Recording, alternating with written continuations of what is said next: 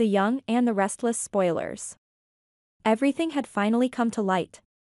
The once serene atmosphere of Genoa City was now thick with tension and sorrow. Detective Chance Chancellor stood outside the modest home of Sharon Newman, the weight of his duty pressing heavily upon his shoulders. The golden hues of the setting sun did little to warm the chill he felt inside.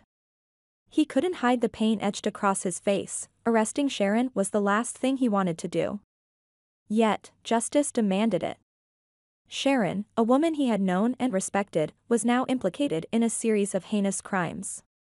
The evidence was irrefutable. A collection of damning items discovered at Daniel Romolotti's house pointed squarely to her guilt. Personal effects, traces of DNA, and a weapon all linked back to her. Despite her steadfast denials, the truth was undeniable. A murderer must pay for their crimes, and Sharon had to accept the consequences of her actions. Meanwhile, Daniel returned to his family after enduring the nightmare of wrongful accusation. The police publicly apologized, admitting their grave error in judgment. The community's outpouring of support was overwhelming. As Daniel stepped through the doorway of his home, his daughter Lucy leaped into his arms, her eyes shimmering with tears of joy. "Daddy, you're home," she exclaimed, her voice a melody of relief and happiness. The warmth of her embrace washed away months of fear and uncertainty. Daniel held her tightly, silently vowing never to let anything come between them again. Across town, Faith Newman sat alone in her bedroom, the soft glow of lamplight casting long shadows on the walls. Tears streamed down her cheeks as she clutched a photograph of her mother. She knew Sharon had to face justice for the crimes committed, but the knowledge did little to soothe her aching heart. "Why did it have to be this way?" she whispered into the silence. The duality of her emotions, love for her mother and disdain for her actions, tore at her soul. Sharon did not resist when Chance arrived to escort her to custody. There was a calm resignation in her demeanor, a silent acknowledgement that this day was inevitable. "I knew you'd come eventually," she said softly, her eyes reflecting a mix of sorrow and relief. Living a life on the run, constantly looking over her shoulder, had taken its toll. Surrendering meant an end to the constant fear and a chance, perhaps, for redemption. "It's better this way," she thought. Better to face the consequences than to keep hiding. Her only regret was that Cameron Kirsten remained free. She had repeatedly insisted that Cameron was her accomplice, the mastermind behind much of the chaos, but no trace of him could be found.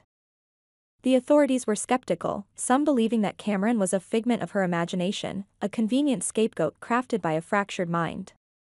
"He's out there," Sharon insisted, her voice tinged with desperation.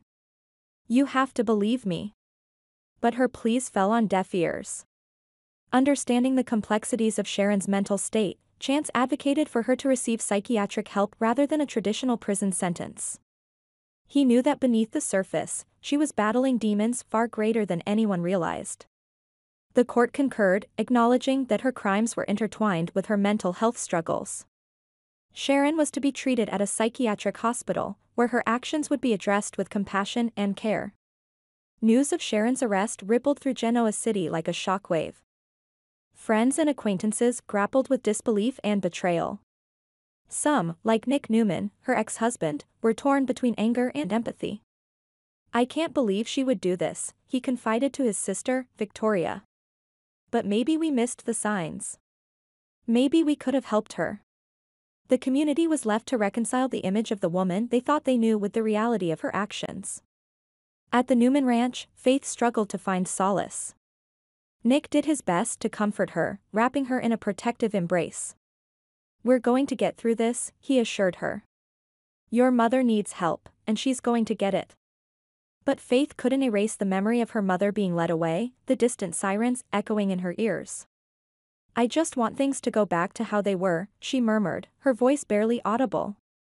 Back at the police station, Chance immersed himself in paperwork, each stroke of the pen a reminder of the heavy burden he bore. He replayed his conversations with Sharon, searching for clues he might have missed. Guilt gnawed at him. Had he acted sooner, could he have prevented this tragedy? His thoughts were a whirlwind of regret and determination. Daniel, though exonerated, faced the daunting task of rebuilding his life. The stigma of accusation had left scars, professionally and personally.